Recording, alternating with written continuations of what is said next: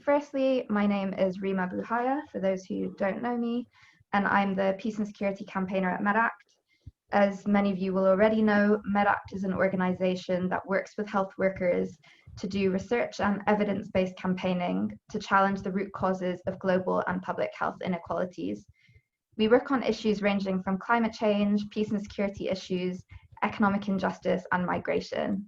So in my particular role as the Peace and Security campaigner, I support health workers to raise awareness and take action on the health and socioeconomic impacts of war, armed violence, and weapons and arms, and as well as their geopolitical root causes. So I think some of you may be thinking, well, that sounds very different to kind of the prevent duty. But just to explain, we began working on the prevent duty in health services because of a lack of kind of popular awareness or much popular awareness of the duty's existence in the NHS, even amongst NHS staff.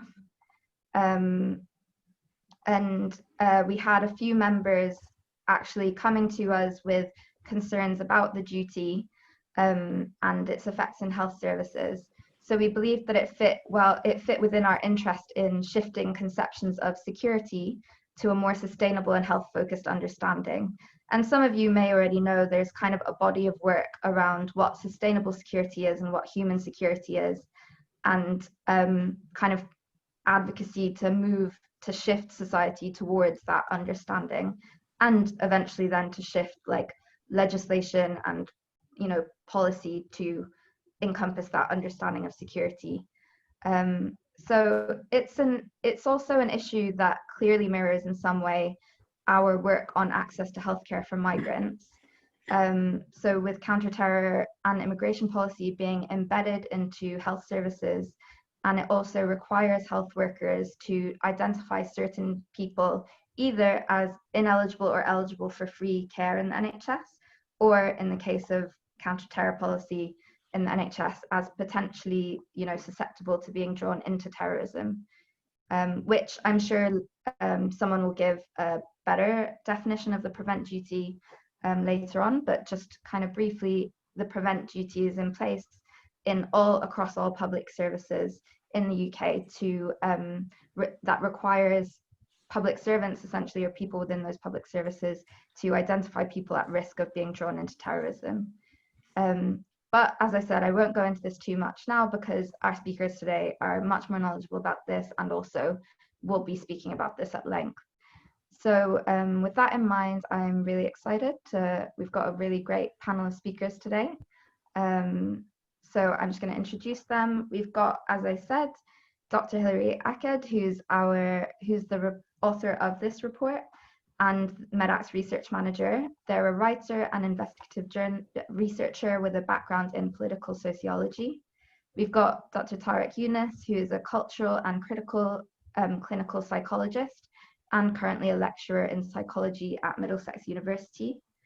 We've got Dr. Mayura Deshpande, who's a psychiatrist and deputy chief medical officer at Caldecott Guardian, I think that's right.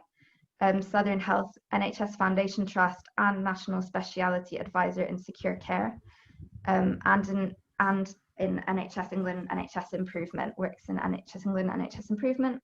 She's also the lead at as part of the ethics committee at the Royal College of Psychiatrists. And finally, we've got Rosalind Comyn, who is a policy and campaigns officer at Liberty, where she leads work across policing and counter-terrorism. Before joining Liberty, Ros worked at Rights Watch UK, where she conducted research, advocacy, and strategic litigation on counter-terrorism and post-conflict justice. So yeah, you've got all of those speakers up there.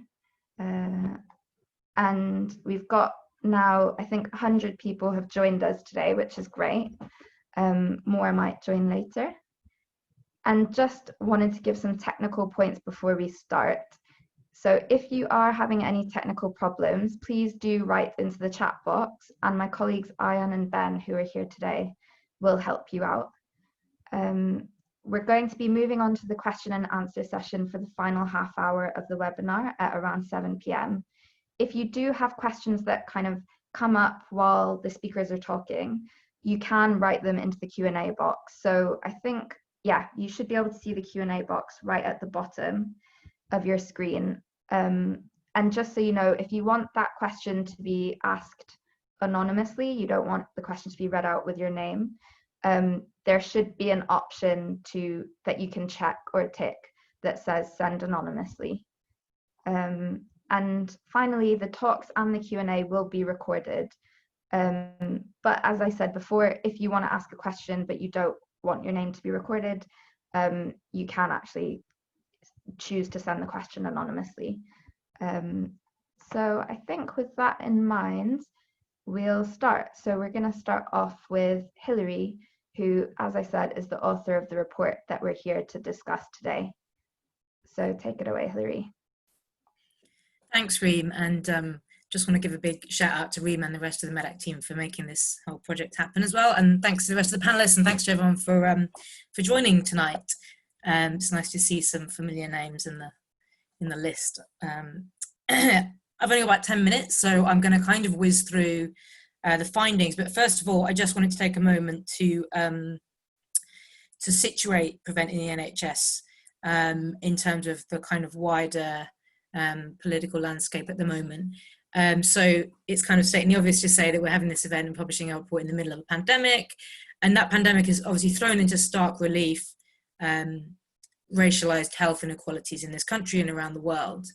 And also, and my colleague Reem mentioned this at the start, we've seen how securitization of healthcare, not just Prevent, but with the hostile environment, migrant charging, really harmfully deters health-seeking behaviour. And that's become really obvious at this time. And Medact put out a report about three or 4 weeks ago about that. The second, obviously, kind of, I think, really important bit of context is that we're seeing the Black Lives Matter movement around much of the Western world. That is, you know, especially in the States, obviously, like one of the biggest mobilizations for racial justice of a generation. And it's doing much more, obviously, than saying merely, you know, Black people should not be killed by police. It's actually mainstreaming, highlighting and mainstreaming the need for alternative conceptions of security. And again, we mentioned this at the start, but I just wanted to add, I think, you know, Prevent very much chimes with that wider abolitionist movement. We can see it as part of the prison industrial complex, including, you know, policing, surveillance, criminal justice system. And I'll talk a little bit about the recommendations at the end, but, you know, one of the key ones is that Prevent doesn't actually keep us safe, and we need to reallocate funds away from this, what's essentially a surveillance program, towards holistic, evidence-based public health policies, real public health policies, because Prevent is sometimes misleadingly called a public health policy, and towards things that actually create a safe society, mental health services, youth services, etc. And also I just wanted to observe that it was about this time that the original independent review of Prevent should have been reporting to government. Many of you will know that that collapsed after the government appointed someone who was has long been an advocate of Prevent. He was challenged by judicial review, removed them, and now have yet to appoint an independent review. So basically, don't hold your breath for the government to act. So that was just setting the scene. If I could have the next slide, please, Ayan. Thanks a lot. And now I'll get into the specific findings. What I'll talk about is the huge levels of variation we found in prevent referrals across NHS Trust, and also what we're calling false positives. And that's referrals which do not turn into channel interventions. And I should say that when we call them false positives, we don't mean to indicate that people who are referred to channel are guilty of anything. They're still innocent of any crime. The difference is that in law, police or local authority must have reasonable grounds for suspicion of some, you know, something. And in all other cases, even the police don't think there was. I'll talk about mental health impacts, racial and religious impacts, confidentiality. And then I want to talk briefly, I'll just mention some of the case study details, because obviously that's super important. And then I'll say what the kind of headline conclusions and recommendations of the report are. Can I have the next slide, please, Ian? Thanks a lot. So you won't be able to see these two graphs very well, but you can go and look at them in the report. On the left-hand side is a sample of, we FOI'd about 77 NHS trusts and prevent priority areas, and I think we got data from about 41. And on the left-hand side, you can see the numbers of referrals across 2 years combined and ordered by the top referrer. And you can just see that the huge levels of variation. So the one at the top is Camden and Islington NHS Foundation Trust, and that had a whopping 98 referrals across 2 years. And then down at the bottom, many had 0 within 2 years. And by the way, this doesn't map onto, you know, just the size of the trust. There's other stuff going on to do with sensitization to levels of prevent, you know, how hot they are on the training there. And we speculate a bit in the report. We haven't found anything too solid on that, but certainly with Birmingham and Solihull Trust, there's some quite compelling evidence as to why that might be. But I haven't got time to go into it now. On the right-hand side is a chart which shows false positive rates. So that's by NHS Trust. So that's the green bar is all prevent referrals. Then the orange bit is, oh, sorry, Iana, just go back to that one. Yes, one, thanks. The orange bar are those which also then went to channel consideration, and the red bit is they were then given channel, like, well, they call it support, but they, you know, they were put on the channel program and consented to be done.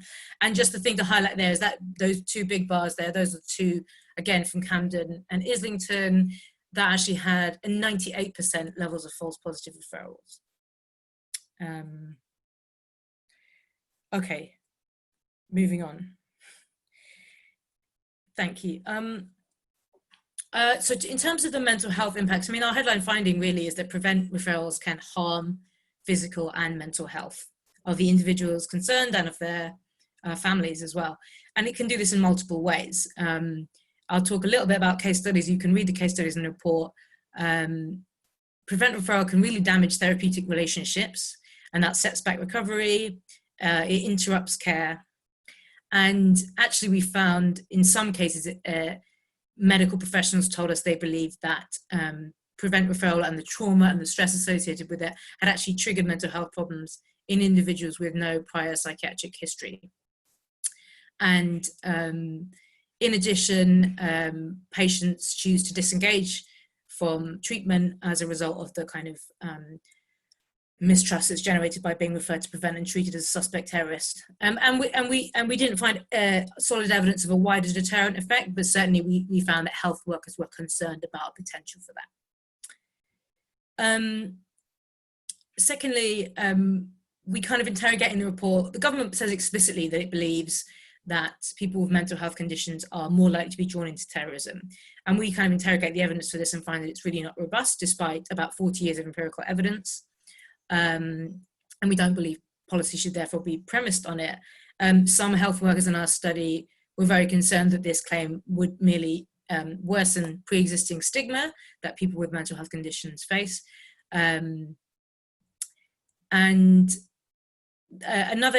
key point about mental health is that we raised some serious ethical concerns about a little known project called the Vulnerability Support Hubs scheme, which you won't have heard of. But what it does is it embeds NHS professionals into counter-terrorism police-led projects because of this commitment, essentially, ideological commitment to the belief that there's this close link between mental health and terrorism. So people who are very likely have mental health issues being treated as suspect terrorists and being brought into contact with police when the vast majority of them really probably just need care. And we think that's really harmful. And finally, people with mental health conditions are disproportionately referred. If you can go on to the next slide, Ian will show you some tables.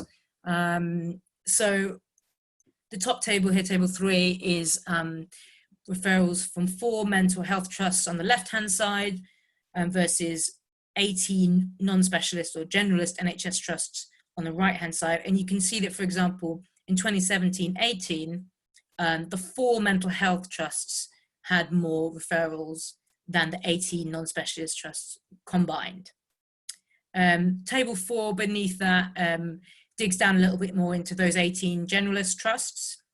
And what we found is that actually quite a significant number of their referrals were from their mental health departments. So again, we haven't put specific figures on it, but we think it's very clear that people with mental health conditions are disproportionately referred.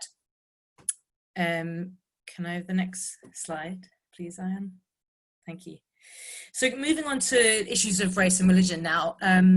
These pie charts show you the data we got from, only 10 NHS disclosed to us data on ethnicity and faith. This shows you the breakdown. You can see that Caucasians and Asians are the biggest groups in both cases. And if you show the next slide, please, Ian, we'll see a similar pattern where Islam and Christianity are the biggest religious groups in referral. But to really appreciate disproportionality, obviously a pie chart isn't very useful. So we did some race disproportionality ratio calculations. And if we move to the next slide, what we found was when you take the amount of Asians and amount of Muslims in the population, vis-a-vis non-Muslims and non-Asians into account, Muslims were actually referred to Prevent 8 times more than non-Muslims, and Asians were reported 4 times more than non-Asians.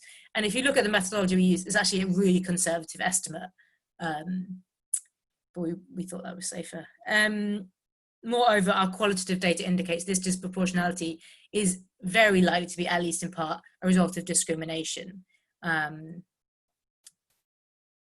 One key factor we think is going on here, and that I think Tarek is going to talk very eloquently about after me, I think, is the racial bias that's inherent in the very definitions of extremism and in the radicalization assessment tools underlying Prevent, which we talk a little bit about in the report. Okay, can I have the next slide, please? Thanks, Ian. Just moving on to like a few comments on confidentiality. Here, this was a slide that an anonymous health worker sent to us. And you can see that it is a form of Prevent training e-learning program. And it says, if you suspect that an individual is being groomed for terrorist activities, to whom would you discuss your concerns? Grammatical issues aside, you can see that the 3 correct answers are your line manager, your trust prevent lead, and your trust safeguarding lead. And the vulnerable adult themselves is not a correct answer. So, what this is, as the health worker told us, what's this effectively saying is do not speak to the person concerned about your suspicions, and in effect, do not ask for consent. So it's actively discouraging consent seeking. And if you just click on to the next slide for me, Ian, thank you. Yeah, we mentioned this in the report that some Prevent materials actively discourage consent seeking. And also another critical point is that they fail to distinguish between quote unquote vulnerable patients, and we go into more detail about definitions of vulnerable and this tautological definition of vulnerability to radicalization, and patients lacking capacity. And that is a really critical issue when it comes to if you're ever justified in, thanks Reem, 2 more minutes, okay. It's a critical issue if you're ever justified in making a non-consensual referral, but that gets completely lost with Prevent. And what we found is there's just widespread confusion about confidentiality around Prevent and about whether it's a so-called safeguarding program or public protection.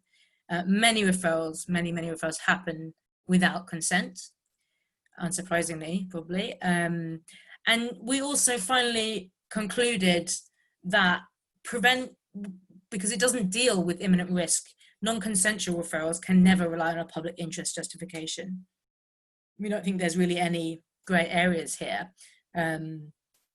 Prevent is a long process that you go through where you may be referred to channel and you may be considered for channel mentoring, they call it.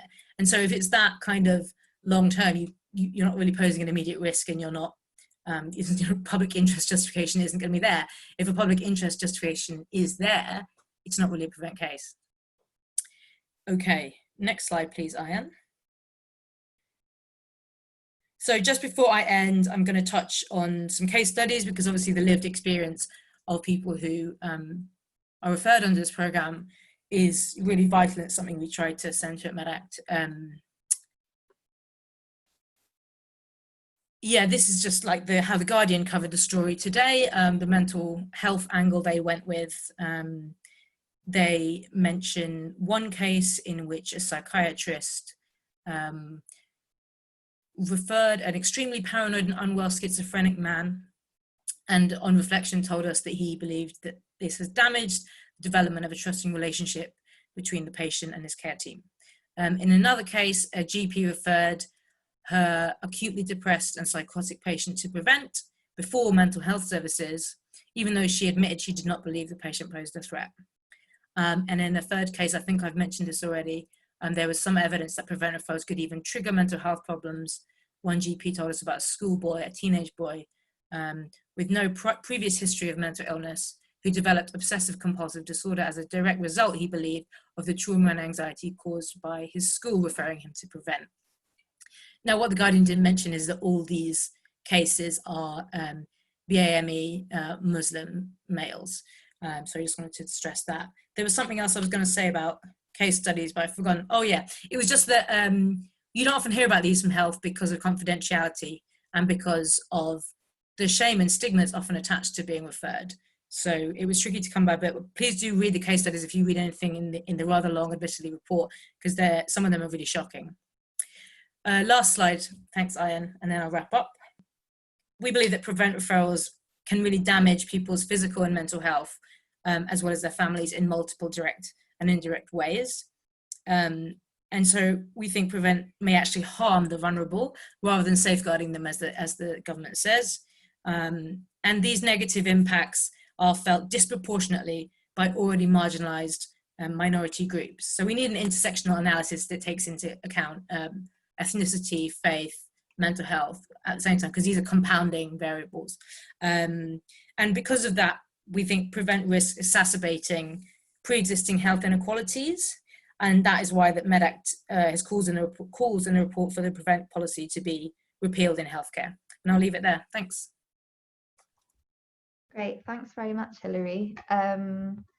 Yeah, it is a lengthy report, but it's definitely worth your time reading. And you can pick out the chapters that you are most interested in as well. So yeah, definitely recommend it. And Hilary did a great job on it. So just to say, we've got around 115 people in the call now, which is great because we actually extended our Zoom capacity, especially for this meeting. So glad to see it was worth it.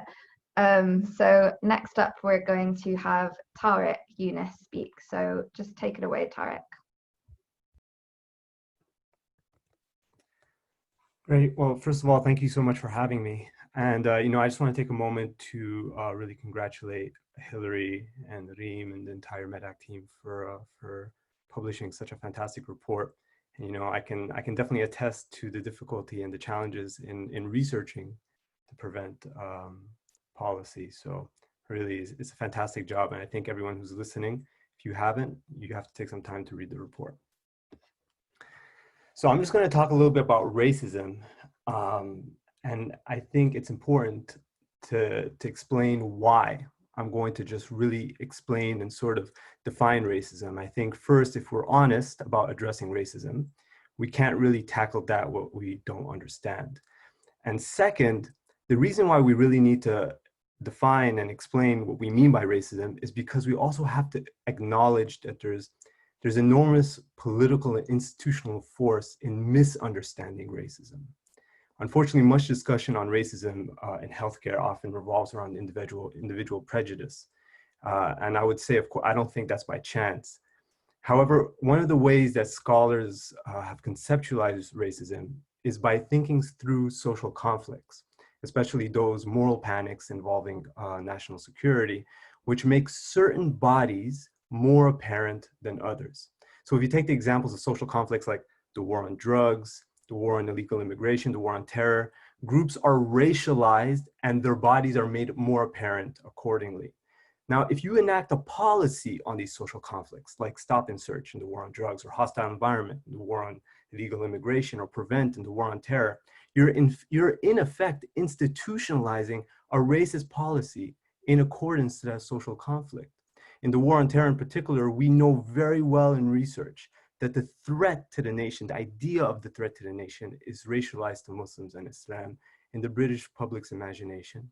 And insofar as a racist policy is then enacted in the NHS, it legitimizes the racialization of people and the racial discrimination that results. Now, that doesn't mean that a white person won't get caught in these social conflicts, but rather that their bodies alone are insufficient to conjure that threat associated with that social conflict. Hence, we speak of white innocence. Again, I really just want to emphasize this. Just because a white person is caught in stop and search or referred through Prevent, that doesn't disprove the racism in a policy. And often people who make this argument really only reveal how ignorant they are of how racism operates. So one of my main arguments that I have outlined in my research, which I think Medact's report really accentuates, is that the government is well aware that Muslims are racialized as the dominant threat in the war on terror, and that therefore they also recognize that Prevent is racist. In turn, what they're doing, they're constantly performing these colorblind acrobatics. And colorblindness is really a key concept, I think, in 21st century racism, whereby the significance of race is either diminished or erased completely in social interactions or policies. And the purpose of colorblindness really is to be able to evade the charge of racism. And there's two ways which I think are really significant in the way that Prevent is constantly performing this colorblindness. So one of the ways is that there is a recognition Prevent training that Muslims are associated with the threat of terrorism.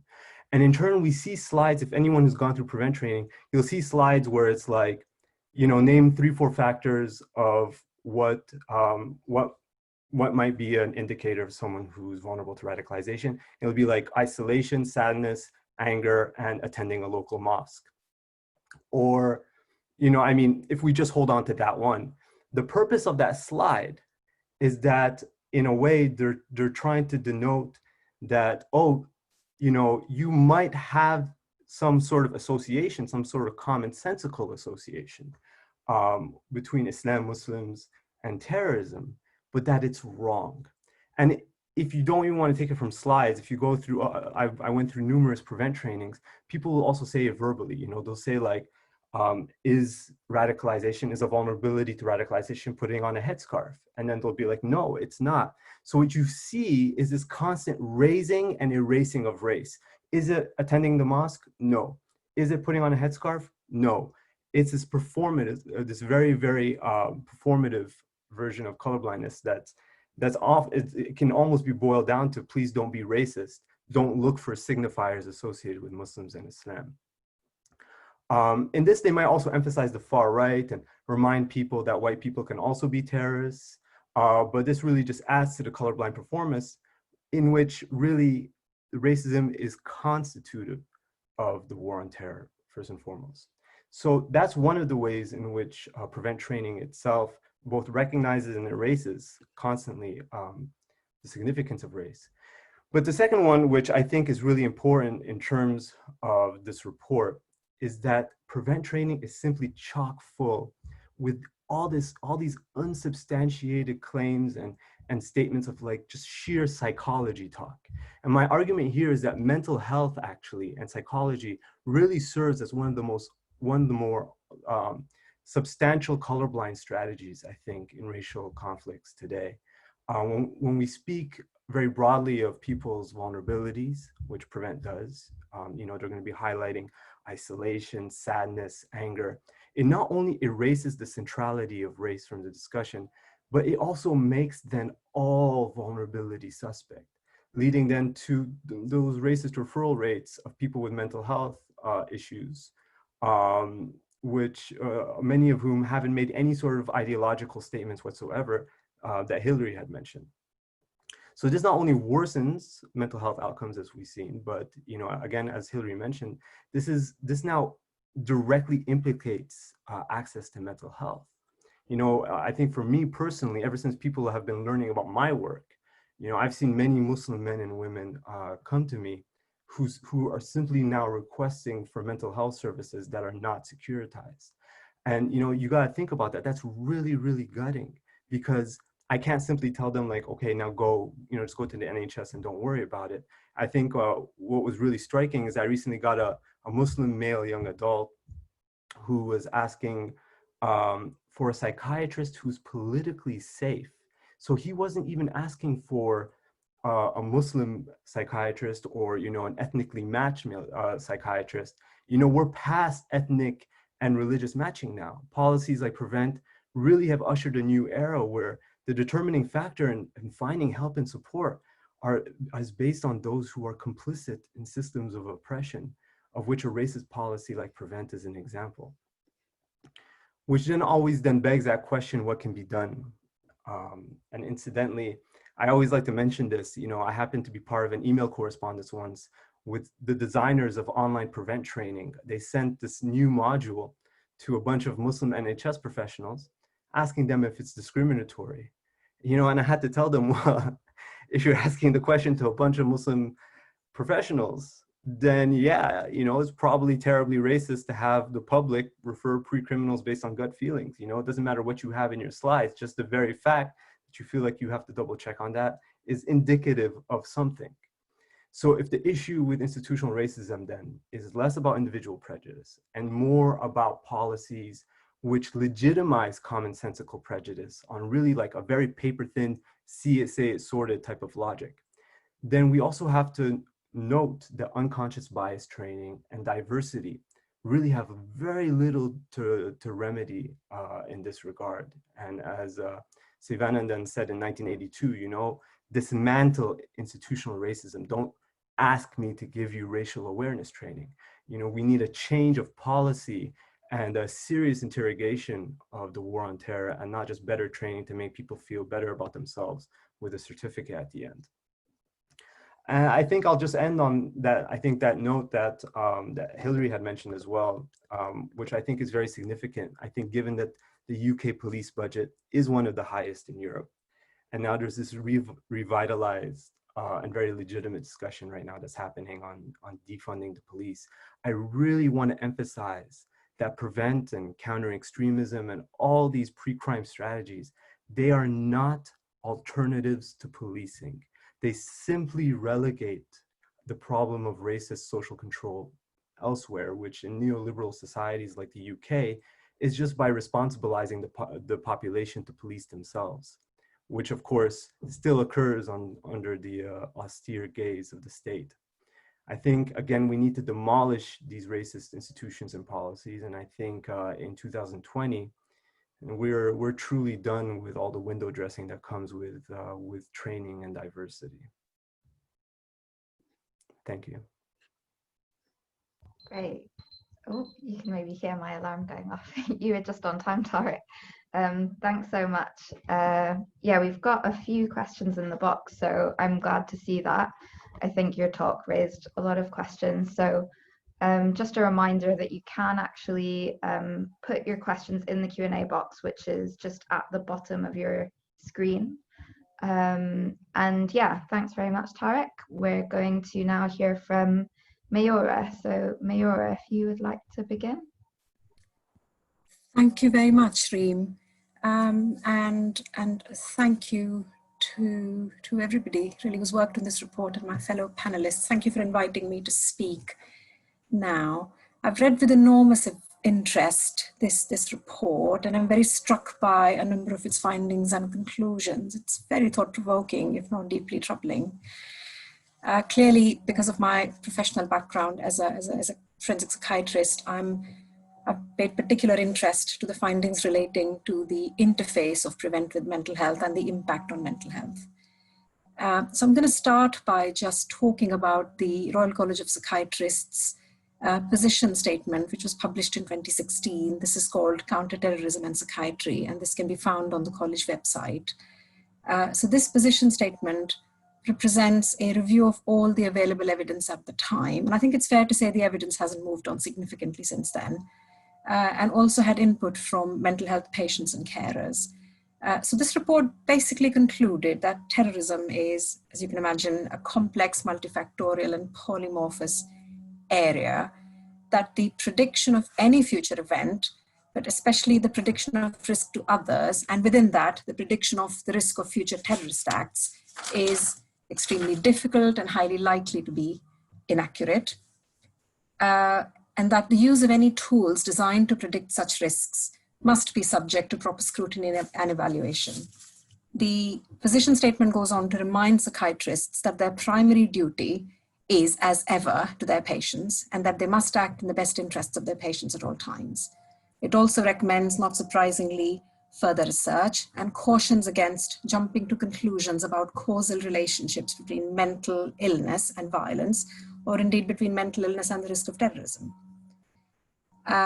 In addition to this position statement, to aid psychiatrists, the College Ethics Committee, which I chair, also wrote additional guidance on ethical dilemmas that psychiatrists are likely to encounter in dealing with Prevent in their clinical practice. This is a supplement to the position statement and is also available on the college website. So when we did this piece of work some years ago, and we've gone back and looked at it several times since, what we found, we found a number of key areas where psychiatrists were likely to encounter ethical dilemmas or considerations. And these are very similar to the ones described in this report, actually. So I'm going to touch on a couple of them briefly. Again, not surprisingly, the first area of difficulty that we identified was the impact on a psychiatrist's duty of confidentiality towards their patient. Now, I know this is entirely known to everybody. Confidentiality is a critical component of the doctor-patient relationship. It's enshrined in the General Medical Council's Good Medical Practice. It's in the Royal College of Psychiatrists' Good Psychiatric Practice, etc., and in several other documents besides. Now, clearly, the duty of confidentiality in clinical practice is not an absolute duty, and we can, and we should, and we do breach it in the interests of public safety or in the interests of safeguarding. However, disclosure when we breach confidentiality must be necessary and proportionate, and where possible, with the individual's consent, or at least their knowledge, if consent isn't possible. It's also far easier to justify breaching confidentiality where the risk to others is clear, it's highly likely, and it's proximate. Now, what we found is that when confidentiality is breached in the act of reporting an individual to Prevent, these conditions are usually just not met, and psychiatrists find themselves under pressure, or could find themselves under pressure, to breach confidentiality based on either tenuous or vague information, or even sometimes just a hunch. This is ethically deeply, deeply troubling. Clearly, as one can imagine, this leads very quickly to an erosion of trust in doctors, and then by extension, trust in the health service.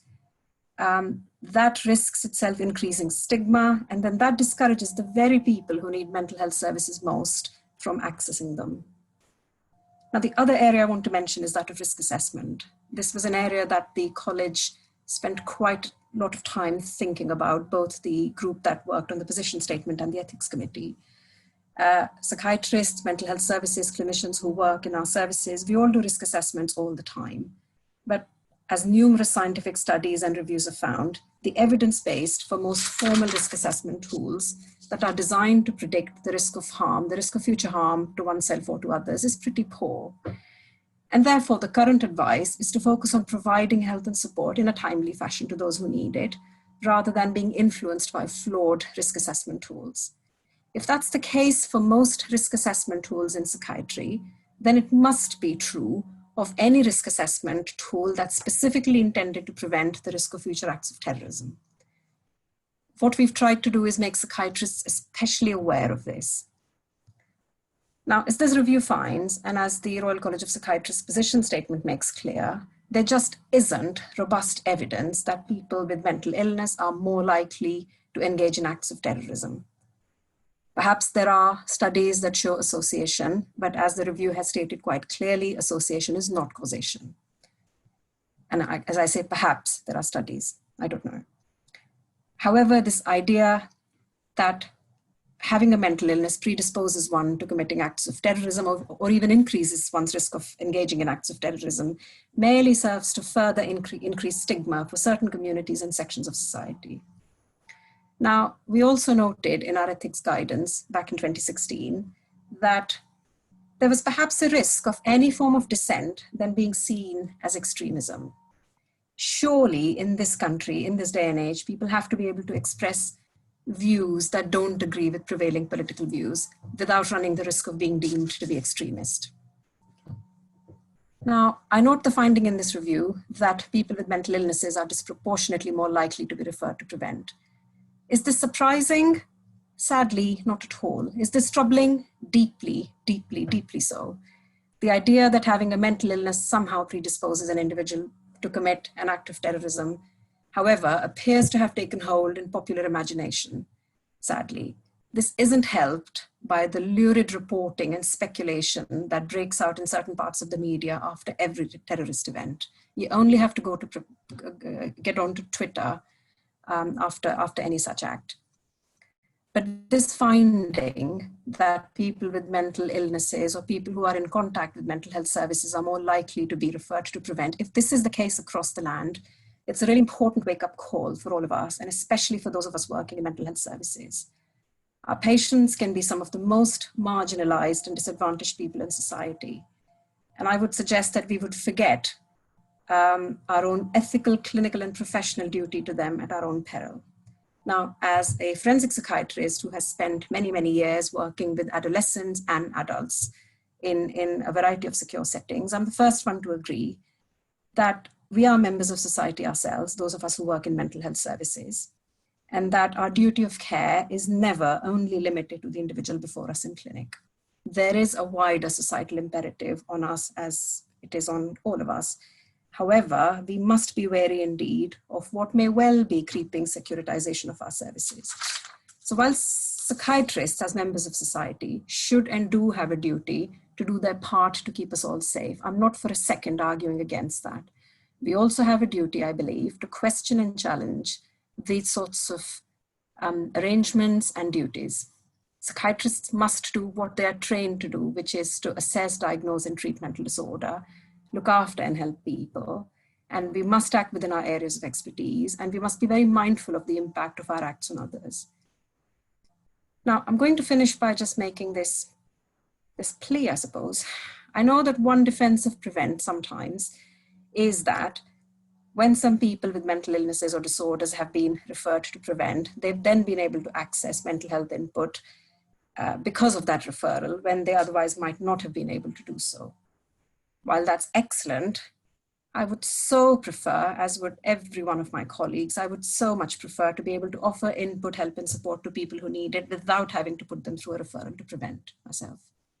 So on that note, I'm going to leave it there. Thank you very much. Thanks so much, Mayura. That was super interesting, and especially just knowing how, you know the ins and outs really of how this policy kind of functions within psychiatry.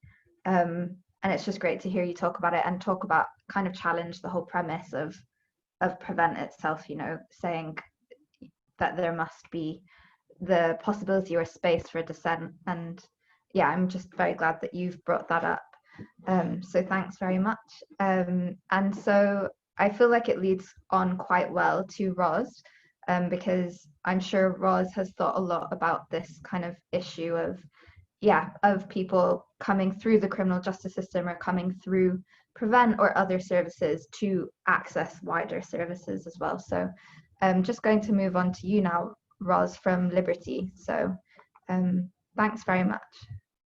Thanks, Reem, and I'd also like to share my thanks with Hilary and the whole Medact team for inviting me and for publishing such an excellent report. I thought I'd just share some reflections on two different issues. First of all, the impact of Prevent on civil liberties and human rights, specifically as regards the impact of the Prevent duty and the referral structures that we've been discussing. And secondly, the parallels that we see in Prevent and other sectors, drawing on Liberty's vantage point as a civil liberties organisation that works across a lot of different home affairs areas. This is something that's been touched upon by Hilary and Tarek, and I think it's really important to draw out some of those parallels and see where the points of solidarity between different areas that have been maybe quite siloed is. So in terms of the impact of Prevent on civil liberties,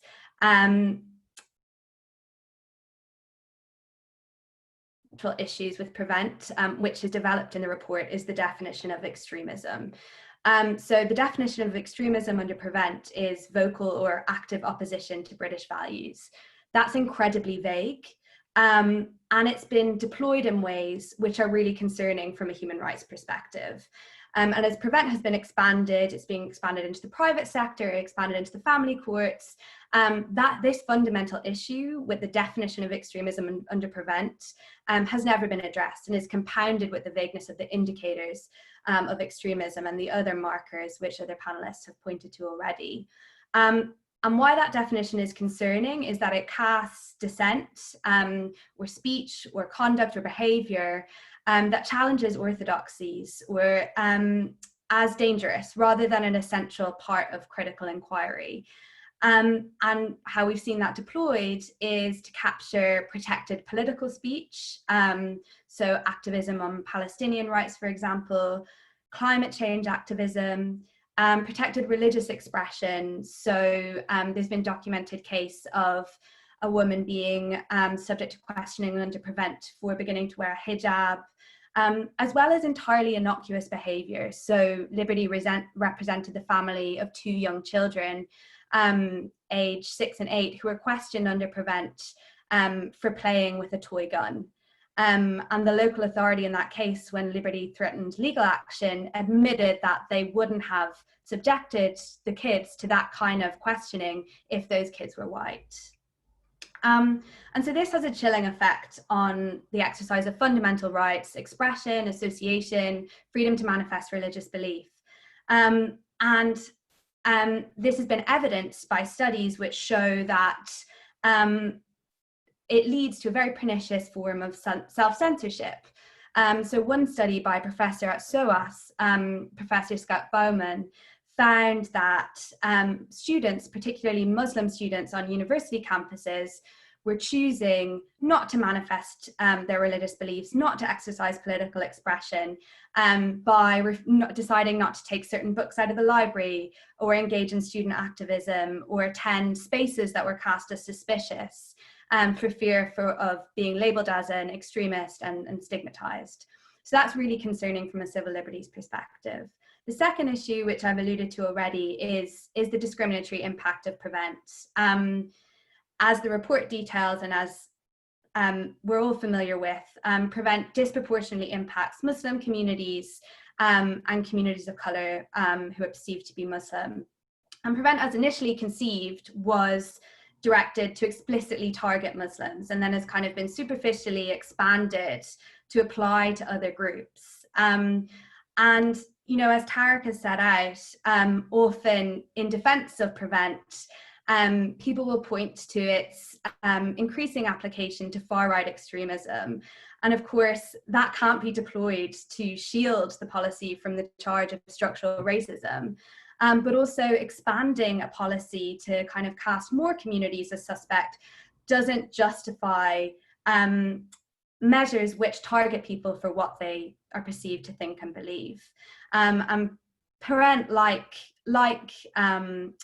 policing in general, is racialized, and it's classed as well.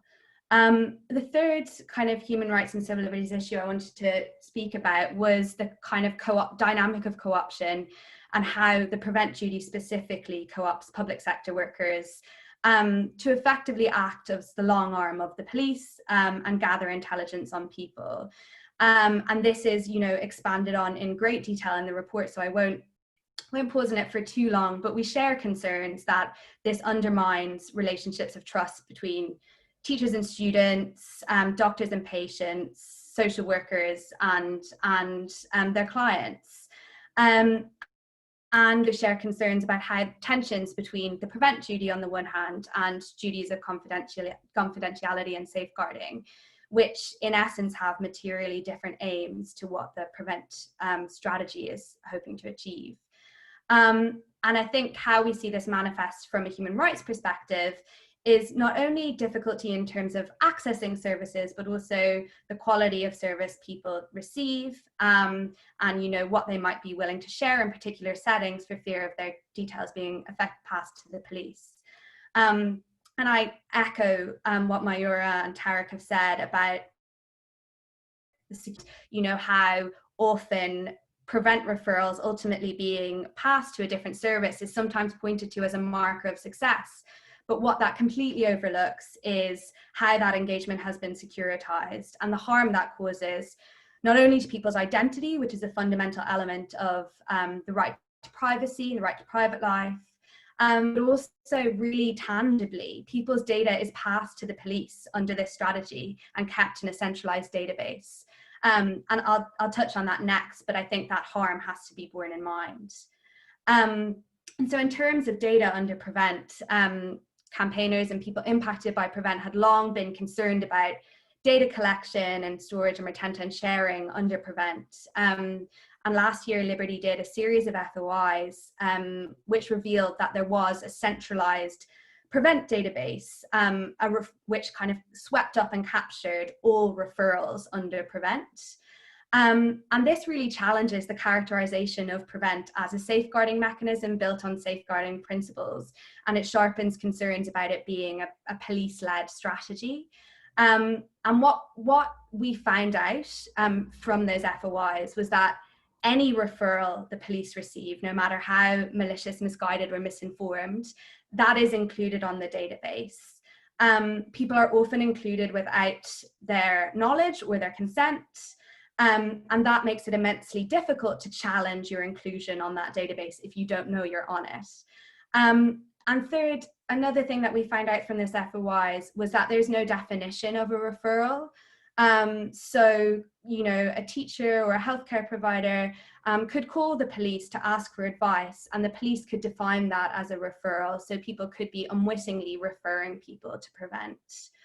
But there are still things that we don't know. So we don't know for sure how long data is held for, what exact purposes it's used for, and who it's shared with. And I read with immense concern in Medact's report that via FOIs they'd found instances of Prevent data being passed to the Home Office and used for immigration enforcement purposes, potentially exposing people to detention or even deportation. And I think that's a really fundamental challenge to any attempt to characterize this as a safeguarding policy. Depending on how much time I have, I'll just briefly speak to some of the parallels between Prevent and some of the other kind of areas that Liberty works on. And I think it's really important to see these so that we can challenge the logics and structures that underpin these policies and practices and build solidarity between organizations resisting and working on these policies and share kind of strategies and tactics. Since I have 1.5 minutes, I will just outline two of these things, which is first, two kind of broad themes that we see replicated across different areas. So the first is the kind of preemptive nature of Prevent, which has already been discussed, Prevent operating in the pre-criminal space, which is kind of central to its logic and structures. And we see this in many other areas, in policing, we're seeing an increasing attempts to blur the boundaries between civil and criminal law with measures like gang injunctions or knife crime prevention orders, which are imposed based on the civil standard of proof, not a criminal standard, on children as young as 12, and can impose really onerous conditions on those children. And if they're breached, that's a criminal offence. And those are, the similarity that you draw there is the kind of identifying people as risky, often based on highly racialized concepts, like the gang, or coded proxies for race or class, like the music people listen to or the clothes they wear, and using that to impose really punitive conditions on them. And the police have been doubling down on that approach. We've documented the use of predictive policing algorithms, which kind of run that data analysis through computer programs to give them a warranted legitimacy, but are still based on the same and suffer from the same structural problems as we see in Prevent and in policing in general. I might just, one last point that I really wanted to make, Reem, is just the outsourcing of kind of these control functions to public services. And Reem, you mentioned at the beginning, you know, the kind of mirroring around the hostile environment, which is kind of embedded border control.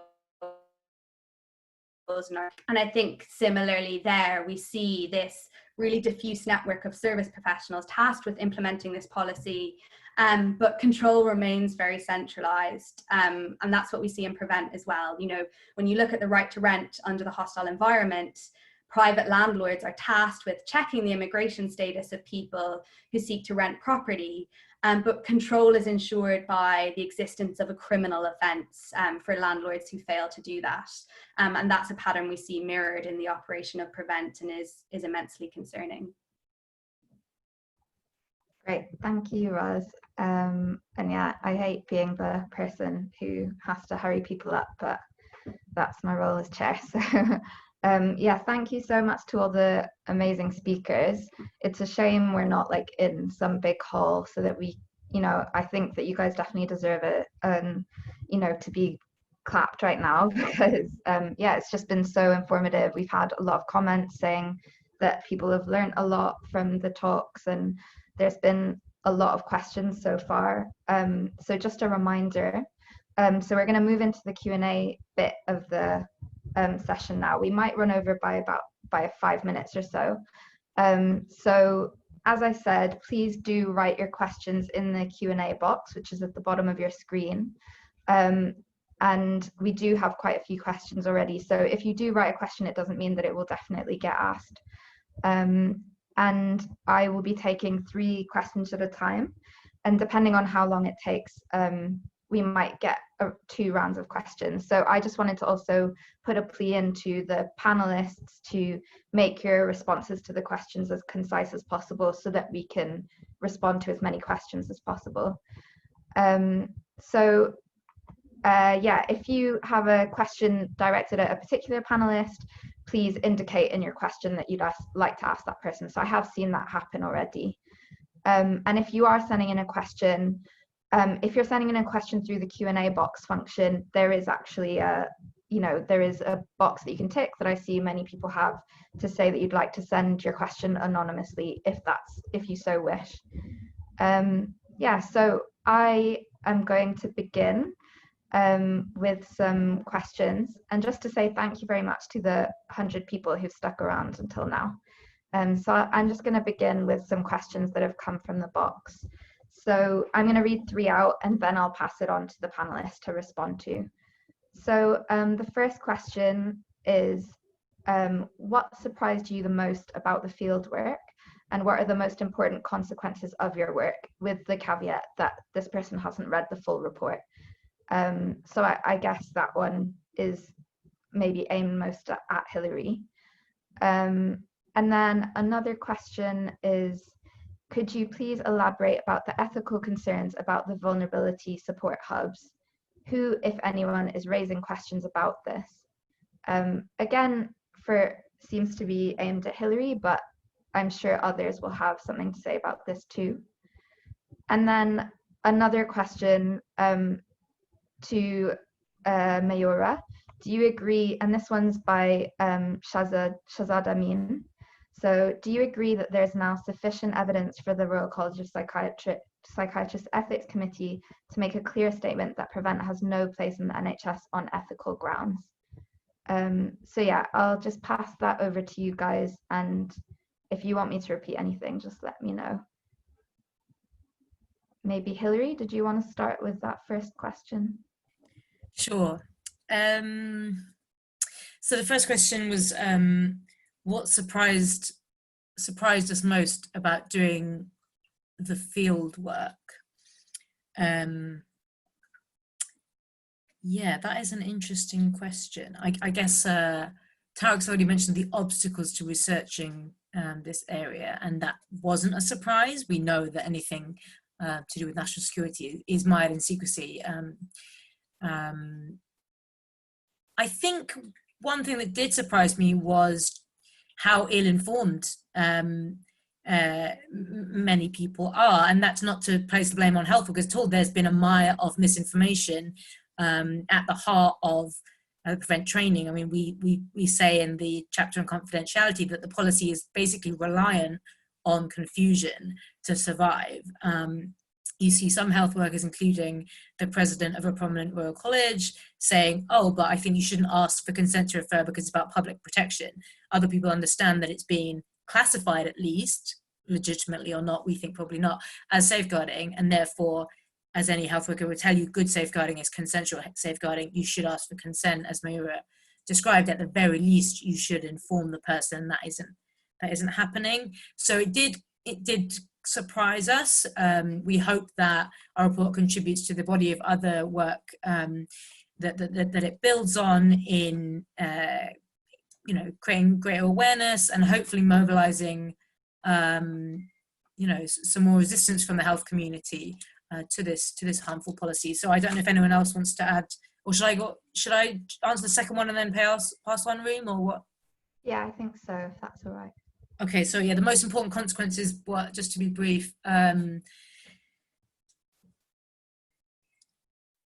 mean, yeah, I think I just get what I just said about we need, I think Tarek emphasized this really eloquently, we need to see action, I think, from the health community. I think the Black Lives Matter movement, the coronavirus, racial inequalities we're seeing mean that, the time is now to act on racism in healthcare. And it's encouraging to see lots of people talking about that. Prevent is a key element of that. And so that's, I think, the most important consequence. Yeah. In terms of vulnerability support hubs, just quickly, not enough people are raising concerns about it yet. There is one academic article by a scholar called Rita Augustad Kunsden, which referenced in the report, but it's little very known. There's one article in Reuters and nothing else in the media. So we'd like to see mental health charities like Mind, we'd like to see the Royal College of Psychiatrists as well, raising more concerns, I think. So I'll leave it there, thanks.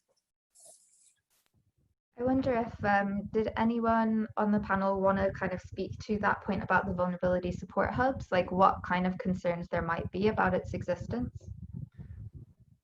I was just going to mention maybe perhaps one thing, because I think it's not only about Prevent now, and I think Rosie did a really fantastic job sort of highlighting across various policies and strategies. And one of the things that we're seeing within neoliberal forms of governance is really psychologizing all social and political ills, right? Because it's seen as a benign force. Oh, it's better to sort of always inject mental health or psychological rhetoric upon an individual rather than to sort of penalize them somehow. But that is highly problematic in many different ways. I think it's just important to absolutely recognize this. And I think mental health professionals, I think one of the things that we really need to do is politicize mental health. It can't be seen as this apolitical, pill that we can just somehow inject into everything. There's a political contingency to always saying, well, look, we don't have to deal with poverty. We can just increase austerity, and then somehow make sure that people still feel good after, and there's other ways in which social and political issues are increasingly psychologized. And this is something I'm personally very interested in writing about. So I think there's a lot of people who are picking up on this, especially right now across policies. And I think we shouldn't just focus on Prevent on this as well. Thank you. Did anyone want to come in on that question, or perhaps Mayura? Yes, thank you, Reem. And that last point that Tarek just made, just to add to that, we've noted with a lot of interest the change in language from the 2011 contest document to the 2015 Counter-Terrorism and Security Act document, with the latter very much psychologizing things. We've noted with interest that the language in the 2015 Act is very much more aligned to that of safeguarding, talks about supporting and safeguarding the vulnerable, and I think it goes on to say at one point that safeguarding is at the heart of Prevent. Yes. And yes, the question, I think that was directed at the Ethics Committee. It had been our intention to go back and review the ethics guidance, because as I say, we wrote it in 2016-17, and that's several years ago now. But of course, we were also expecting the independent evaluation of Prevent to have been published by now, the report of, and that clearly hasn't become available yet. So as I say, I think later this year, we will still go back and look at the ethics guidance and see if it needs updating. I suspect it will need updating. Thanks. Great, thank you. So I might move us on to the next round of questions then. So I've got a question here. It's directed at Tariq, but I think also like other panelists should have something to say about this. Could you please define colorblindness and how this manifests within healthcare spheres through referrals to Prevent? So that's the first question. Another question from Hosnia Jafari Marbini, which is actually two questions. How can individual NHS workers who want to boycott the training, so how can they do that? And how can we campaign for big institutions to do the same? And are there any human rights cases being worked on that might support this? So that's the second question, well, two questions really.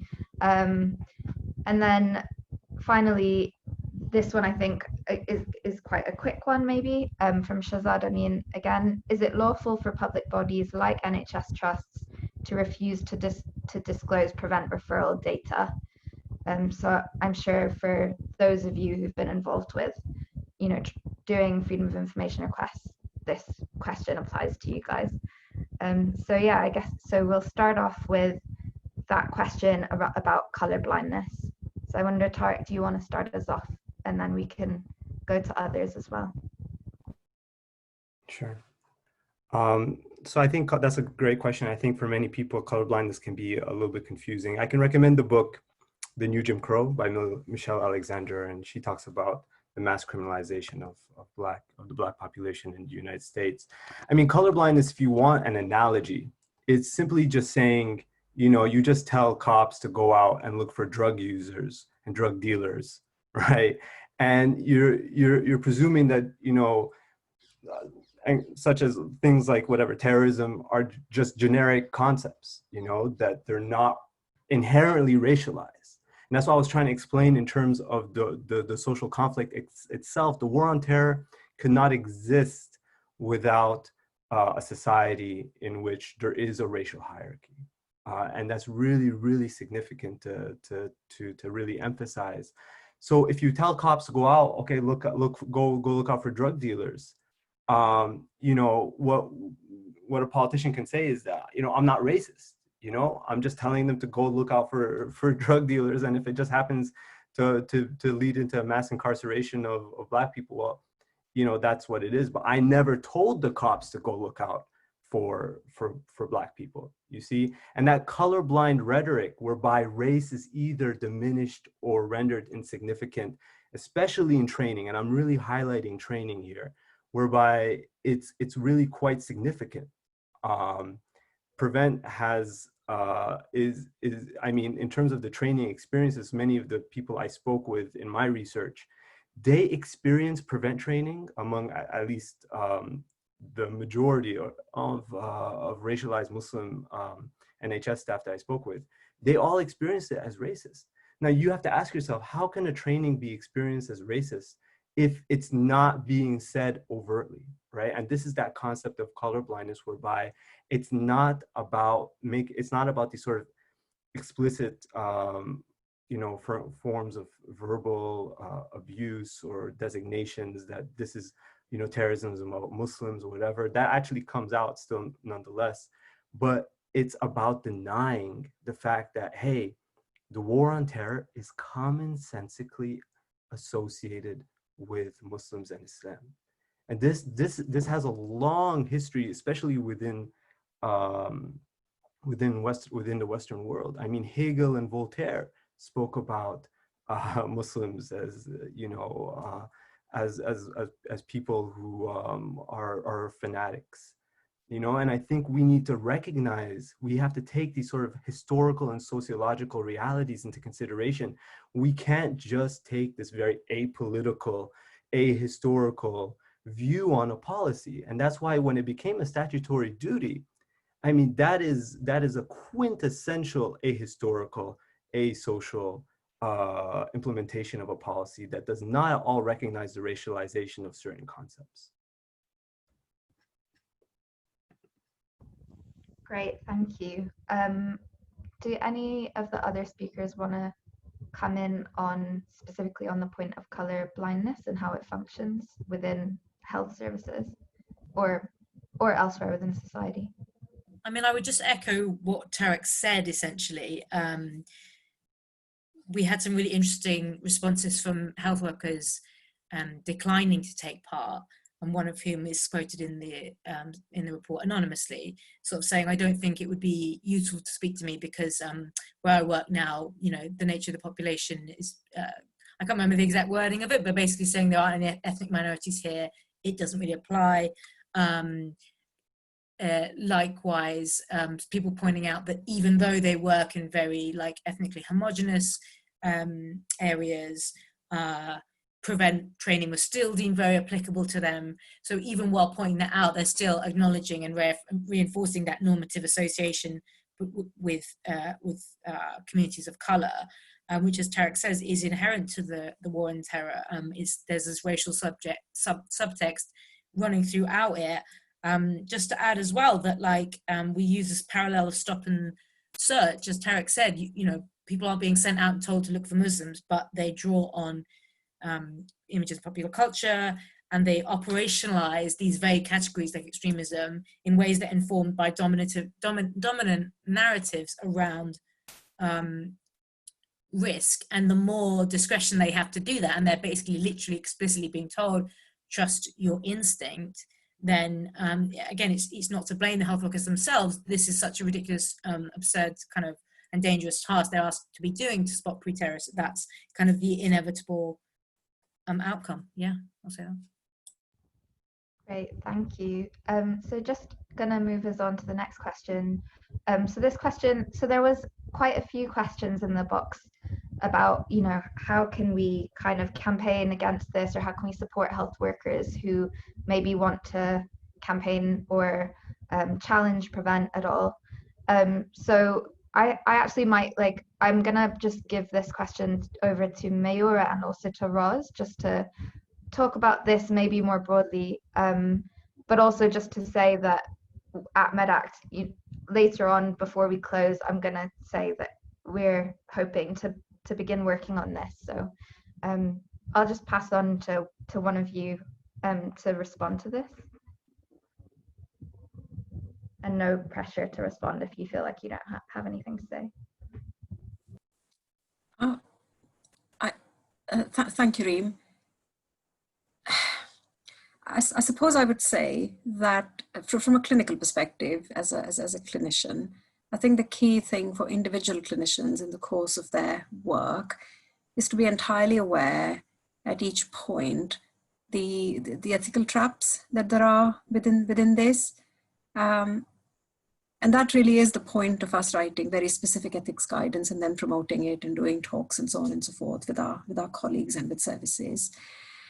In terms of what wider action one can take, I can't really comment as a clinician, but as a member of the community, as a person who's part of the community and is affected by all of this, I suppose it's a very positive sign that, you know, over 100 people have joined this evening. And that there will be many others who will read the report, I have no doubt.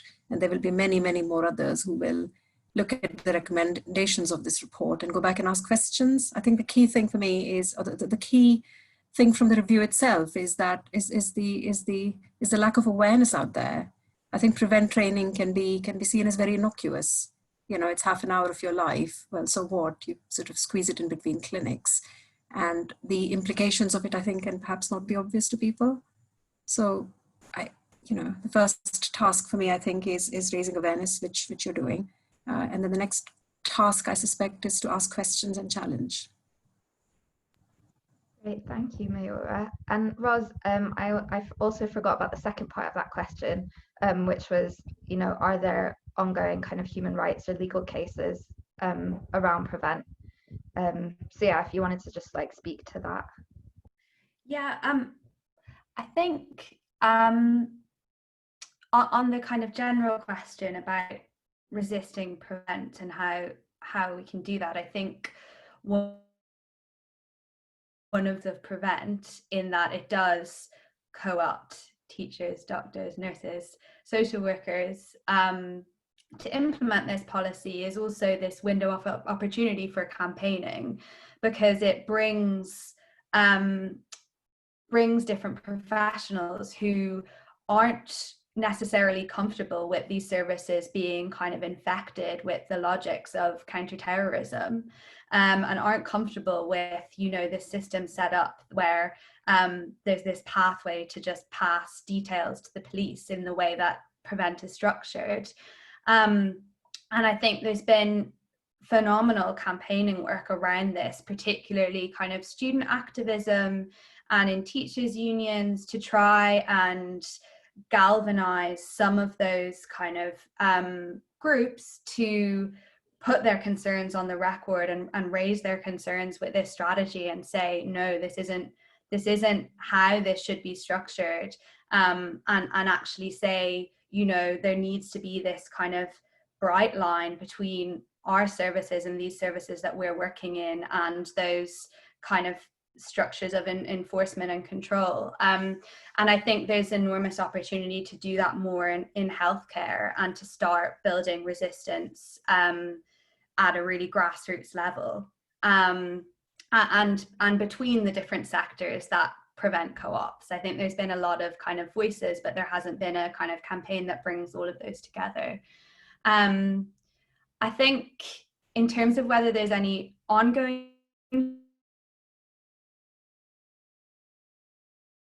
human rights of Prevent, I think it's immensely challenging to, given how Prevent operates and what Prevent does and how it kind of serves to silence people and label people as, you know, kind of the object of state control, it's very difficult, understandably, for people to want to take a case in their name, especially when, you know, we have the majority of, or kind of a disproportionate number of children being referred to this.